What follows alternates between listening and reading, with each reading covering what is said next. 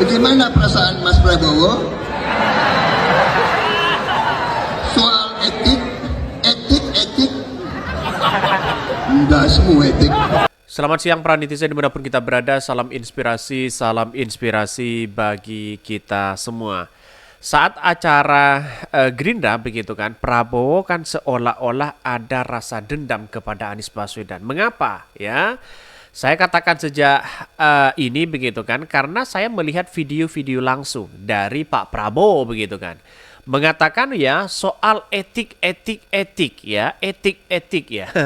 Dia etik endasmu katanya begitu kan. Itu sudah menunjukkan tidak negarawan di situ begitu kan. Seorang Prabowo ya bisa melakukan hal seperti itu. Ucapannya siapa? Yang membriefing Prabowo sebenarnya siapa begitu? Akankah dia sama ya dengan ya Pak Jokowi selama ini begitu kan? Masa ya sebagai seorang partai Gerindra dicap sebagai orang negarawan, katanya tokoh politik di situ, Pak Prabowo bisa mengatakan seperti itu begitu kan?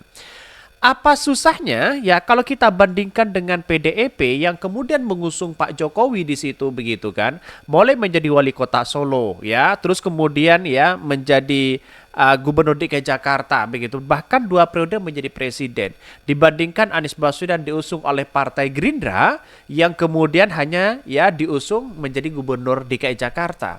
PDIP tidak sebegitu sebegitu ngerinya untuk mengatakan endasmu kepada Pak Jokowi, tidak kok begitu kan? Itu sudah Gerindra ini sebenarnya sudah menggali kuburnya sendiri begitu kan. Karena dengan ucapan-ucapan seperti itu masyarakat kan sudah paham ya apa yang dilakukan oleh Pak Prabowo begitu kan ya, atau atas rasa dendam atau apa begitu kan. Menurut saya pribadi dengan video-video yang viral hari ini tentang dengan etik seperti itu begitu kan, menunjukkan bahwa Partai Gerindra hari ini belum matang ternyata, emosian di situ. Padahal kalau sudah debat kalah ya kalah, biar masyarakat Indonesia yang menilai. Jadi artinya apa sekarang ini kalau Pak Prabowo tetap mengucapkan seperti itu begitu kan, etik lalu kemudian tidak terima, apa yang harus kita berikan kepada rakyat, apa yang harus kita percaya rakyat ini begitu. Jadi saya rasa ada sesuatu kesalahan fatal. Kalau debatnya selesai ya selesai, mari kita masyarakat yang menilai, pasrahkan kepada masyarakat. Jadi seolah-olah ini ada sesuatu yang kemudian Prabowo seolah mengungkit kembali etik ya, sakit hati ya. Kira-kira seperti itu begitu kan.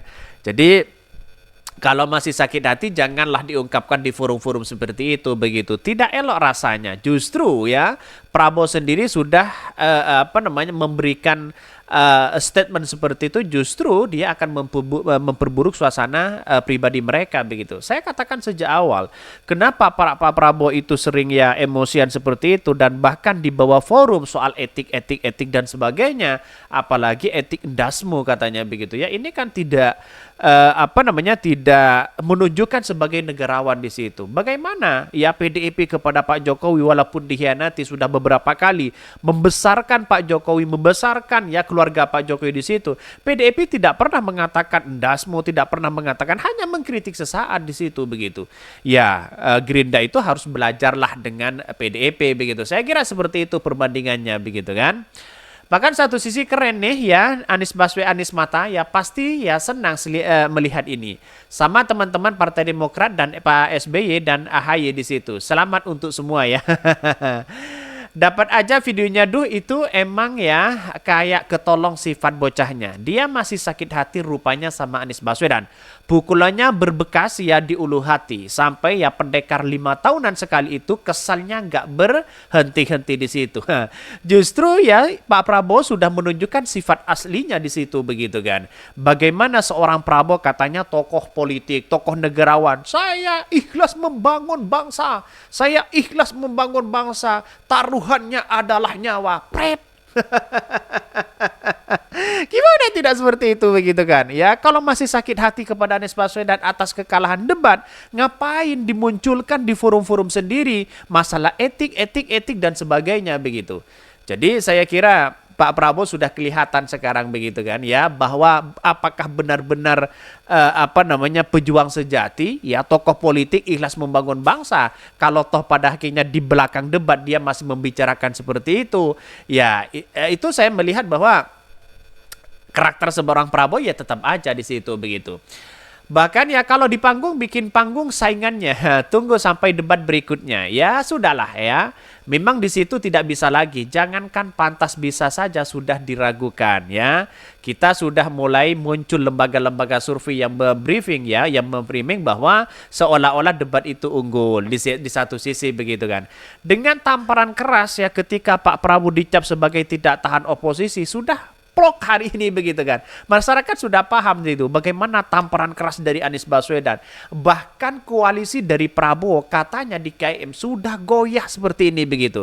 Akibat statement-statement Anies Baswedan, masyarakat sudah paham bagaimana sebuah karakter dari Pak Prabowo di situ. Jelas mereka begitu. Jadi video-video seperti itu saya kira justru memperburuk suasana begitu kan ya. Masalah soal etik begitu kan ya.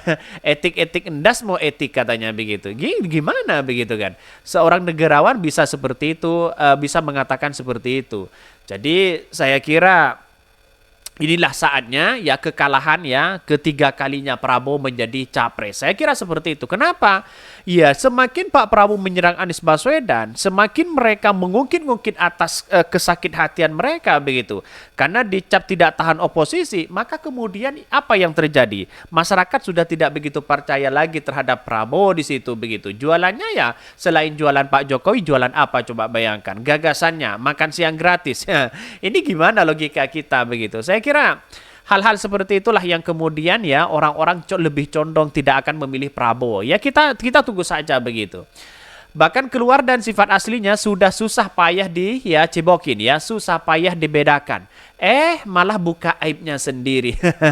Pak Prabowo sebenarnya ya buka aibnya sendiri di situ begitu. Sayang ya, seribu sayang, elektabilitasnya sudah tinggi ya, finansialnya sudah banyak, jualannya jualan Pak Jokowi. Kalau masih kalah gimana begitu kan ya? Sana sini ya kata PDP sudah intervensi sana sini kok hanya dapat segitu surveinya. Jadi saya kira ada sesuatu yang salah ya pemikiran-pemikiran mereka. Ya bagaimana tidak, coba bayangkan. Di kubu Pak Prabowo ada Fahri Hamzah ya. Terus kemudian ada yang lain. Yang memang ya karakter mereka ya seperti itu begitu kan. Karakternya ya kalau tidak emosian sana sini begitu kan. Tapi pada ujung-ujungnya sebuah ambisi kekuasaan. Kan buat apa? Masyarakat sekarang kan tidak bodoh begitu kan ya. 2 kali pilih Prabowo 2014, 2019 betapa sakit hati ini tidak bisa mengantar ke istana. Tapi sekarang baru tahu ya Allah. Inilah hikmah di balik semua itu. Terlepas dari kontroversi kecurangan yang terjadi, terima kasih ya Allah ya. Akhirnya sekarang engkau buka siapa yang sebenarnya. Ini banyak sekali pro dan kontra dari kritikan-kritikan itu. Tapi inilah negara demokrasi, kita harus menghargai satu sama lain begitu kan ya.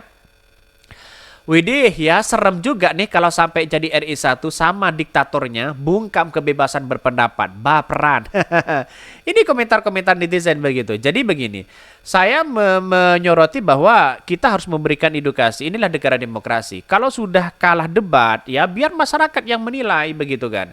Kalau masih membicarakan di belakang debat, ya itu kan seolah-olah mereka masih sakit hati. Ya jangan jadi calon presiden lah kalau masih sakit hati di situ begitu. Apa yang disampaikan netizen ya ada benarnya juga di satu sisi begitu kan ya. Justru memperburuk suasana dari Prabowo sendiri ketika ya saling serang di situ. Justru ini dimanfaatkan oleh Ganjar. Ya kita lihat saja, jangan-jangan yang masuk di putaran 2 adalah Ganjar dengan Anies Baswedan. Bisa saja seperti itu begitu. Maka netizen banyak mengkritik habis-habisan kepada Pak Prabowo begitu. Ada yang kecewa dan ada yang tidak begitu kan. Bahkan ya antara kebanyakan konsumsi asam sulfat atau asam urat lagi kambuh hingga naik saraf ke otaknya ini. Jika ada yang memilih orang seperti itu berarti sama dengan yang melanggengkan dan membiarkan degradasi etika di negara yang terkenal dengan menjunjung tinggi adab dan etika yang positif begitu. Masa apa susahnya ketika Anies Baswedan hanya menanyakan soal etik itu begitu kan? Apa yang ia rasakan begitu kan? Jadi kalau sudah ditanya seperti itu ya kenapa kok masih sakit hati begitu.